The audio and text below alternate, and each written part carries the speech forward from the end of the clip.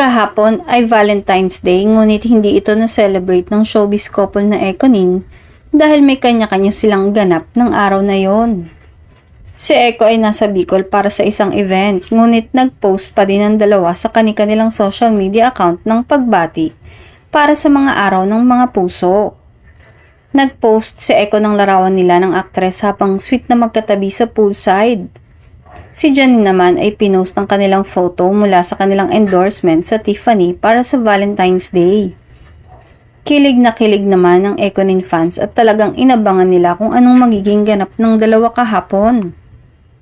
Siguro pagkatapos ng event ni Eko ay magkakaroon silang dalawa ng late celebration at date for Valentine's. Hindi man magkasama ang dalawa ay malamang na updated naman sila sa isa't isa, kaya't parang magkasama pa din naman sila.